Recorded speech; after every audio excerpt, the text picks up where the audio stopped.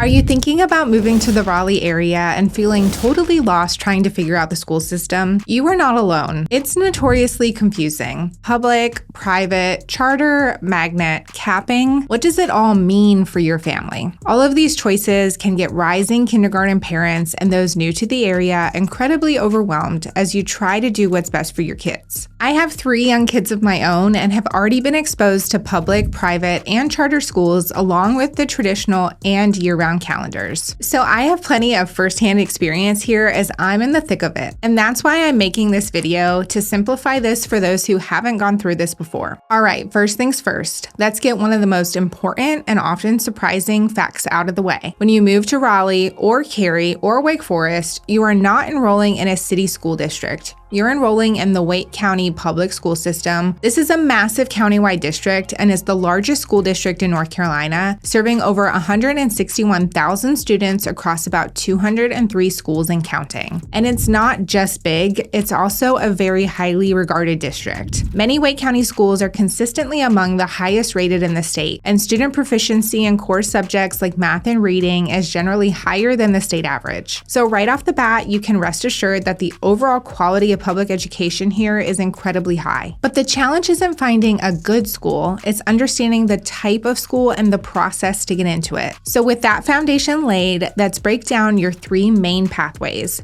public, charter, and private schools. This is where most of the confusion kicks in, but it's actually pretty straightforward once you see it laid out. Every family in Wake County has access to these 3 categories of schools, each with a different funding model, curriculum style, and enrollment process. The default and most common type are public schools. The vast majority of students in Wake County attend a public school. These schools are funded by your tax dollars, so there is no tuition. Every single residential address in Wake County is assigned to a specific elementary, middle, and high school. This is called your base school. Think of it as your home school, your guaranteed spot. One of the first things you'll hear about are the 2 different calendars, traditional and year-round. A traditional calendar is exactly what you probably grew up with. School starts in late August, you get a long summer break, and you have shorter breaks for winter and spring. Simple. A year-round calendar, on the other hand, was introduced to help manage Wake County's explosive growth. Instead of a long summer break, the school year is broken up into 9-week quarters with a 3-week break in between each one. Also, students move on to the next grade in early July of every year. Students are placed on one of 4 tracks, and these tracks are staggered so that one track is always on their 3-week break, which is also known as being tracked out. This allows the school building to serve more students throughout the year. Now, each school either runs on a traditional or year-round calendar, not both. So you're at the mercy of whatever that school runs unless you want to apply to another public school, which I'll cover in a later section. Also note that all high schools run on a traditional calendar. My kids are currently in year-round, and as you may think, it has its pros and cons. It fits one of my kids much better than the others, but the kids really appreciate the breaks throughout the year. Some of the tracks are much more popular than others for one reason or another, and track 1 is typically the most similar to a traditional calendar, where you get a solid 4 weeks in June off along with the majority of December off. You can request a track, and the schools do what they can to try to honor that, but it's certainly not guaranteed you're going to get the one that you want. One benefit of the Wake County school system is their large offering of magnet schools, which offer different specializations such as global studies, Spanish immersion, gifted and talented, STEM, entrepreneurship, and many more. These schools can be your base school based on address, but if not, you can apply for them. More on this in a bit. So the key takeaway for public schools is that you're guaranteed a spot at a high quality school based on your address. You just need to know which school that is and what calendar it follows. Now let's talk about charter schools because there's a lot of misunderstanding about what they are. The most important thing to know is that charter schools are public schools. That means they are publicly funded and that they are 100% tuition free. The difference is that they operate independently from the main Wake County School District. This independence gives them more flexibility in their curriculum, their teaching methods, and the school culture. Many have specific focus like STEM, the arts, or character building, which is attractive for those who want a different take on education than the traditional model. But they do require students to take the same end of grade tests as public school students, so the material still has many similarities. They do often have smaller class sizes though, and a very strong sense of community and parent involvement. I have heard questions in the past about college acceptance rates for charter versus public schools, and there really isn't a major correlation here one way or another. So I wouldn't make make the decision here based on that. So if they're so great, what's the catch? The catch is how you get in. Admission to a charter school is not based on your address. It's based on a random lottery. So you submit an online application, typically in the October through January timeframe, although every school is unique, so check their website. And then you'll find out if you got in a month or two later. Most parents applying to charter schools end up applying to 3 or 4, sometimes more, to increase their chances of getting in. This does mean that you'll likely end up on wait lists for most of the schools you apply to, but since so many people apply and drop out, you'd be surprised how many kids get into schools that were originally way down on the wait list. Also, siblings are not guaranteed spots, but most schools allow for priority treatment if a sibling is already attending the school. And to my knowledge, the vast majority of times, families are successful in keeping their kids together. A few other notes: most charter schools do not offer transportation, and they are hit or miss on whether or not they have sports. So charter schools are an excellent choice for many families, but do have extra hoops to jump through and offer a wide variety of experiences. Your third option is the private school route. This is the only path that is completely separate from the public system. Private schools are funded by tuition, not tax dollars, and they have their own independent admissions processes. In North Carolina, private schools do not require annual NC-sponsored end-of-grade testing, but do require a nationally based test in grades 3, 6, 9, and 11. In the Raleigh area, you'll find a huge variety of private schools. About half of them have a religious affiliation, most commonly Christian or Catholic. But there are also many incredible non-religious college preparatory schools. Schools like Ravenscroft, Cardinal Gibbons, and the Raleigh School are well known for their rigorous academics, small class sizes, and extensive programs. Of course, this independence comes with a price tag. The average private school tuition in Raleigh is around $15,000 per year, and that's just an average. Many of the well-known prep schools can range from the high teens to over $30,000. Many times you'll find that elementary and even middle schools are much less than this average, but private high schools really get up there in cost. One last general comparison I want to make here is the difference in student support and special education programs. Both public and charter schools are required by law to have programs to assist special education students and those needing specific interventions, though the strength of those programs may vary by school, so I would suggest doing your research. And a personal note, I have been very happy with the support provided at our kids' elementary school. Private schools are a mixed bag, so they are not legally required to accommodate these needs. So while some still do, others are not nearly as helpful and educated on supporting these children. Lastly, I do want to touch on homeschooling in Wake County, as there is a very large population of students that are homeschooled. While the county provides some general assistance in certain programs, homeschool students are largely on their own to adopt their own private curriculum to follow, but they are required to take a national end-of-year test. This community is really great though, as there are a number of options for homeschoolers to work in small groups, and there are even some sports that homeschool students can join. So hopefully you now understand the high-level differences between the different types of schools. While I know quite a bit, I am no expert on the schools here. So if you need personalized, in-depth assistance, I can certainly recommend some great consultants. But I am an expert in real estate. So if you need any help buying or selling your home, and most importantly, what it means for the schools you will be assigned to, please don't hesitate to reach out. Now that you understand the main options, let's tackle the specific things that cause the most anxiety for relocating families: magnet schools, capping, and overflow. Magnet schools, as I mentioned earlier, are public schools with specific specialized programs. They still operate like any other school, but may have different electives and programs that students can opt into if they would like. There are also early college education schools, among other programs, that also offer specialized curriculum. Getting into a magnet or early college school is similar to a charter school. It's typically done through a lottery application. But here's the part that trips almost everyone up. You must first enroll your child in the Wake County public school system before you can even apply for a magnet school lottery. Let me repeat that. Your base school assignment is your ticket to apply for other public school options. You can't just skip that step. You enroll at your base school to get your student ID number, and then you enter the lottery for the magnet program you're interested in. If you win the lottery and get a spot, that magnet school then becomes your child's new assigned school. If not, you simply remain at your base school. Always check the official wcpss website, as the specific rules and priorities can change from year to year, but the application process typically occurs from October through mid-January. Now, the most frustrating and least understood scenario for those relocating to Raleigh are navigating cap schools. Many people look to buy homes because of a certain school district, but if you don't check the cap list on the Wake County Schools website, website, you could be in for a very unwelcome surprise. So what is a cap school? It's simple, really. Wake County is growing so fast that some neighborhood schools become physically full. When this happens, the school board caps enrollment for new students moving into the area to prevent overcrowding. So what happens to your child? You are then assigned to a nearby overflow school that has more space. In most cases, the district provides transportation to this overflow school, and your child is put on a wait list for your original base school. If and when a spot opens up, you'll get a call and can move back. I know this sounds stressful, but it's a very common part of the process in high growth areas like West Cary or Apex. The important thing to remember is that an overflow school is still an excellent Wake County school, and you are not left without a place for your child. It's just a logistical shuffle to manage the growth. Also, if a school becomes capped after you moved into the neighborhood, you are also able to attend, but may need to provide proof of when you closed on your house. Okay, we have covered a ton of ground. So what is one single thing you should do right now? Your very first step before you do anything else is to find your base school. The Wake County Public School System website has a fantastic tool called the Base School Locator or address lookup tool. You can just type in the address of a home you're considering, and it will immediately tell you the assigned base elementary, middle, and high school for that specific property. Do not, I repeat, do not rely on apps like Zillow to tell you the assigned base schools. I can't tell you how many times I've seen the wrong info on there, but this is your starting point. This is your guaranteed option. From there, you can explore everything else we've talked about. To learn more about the area itself, check out some of our other videos explaining the different suburbs of Raleigh along with the best neighborhoods in the area. Thank you for watching.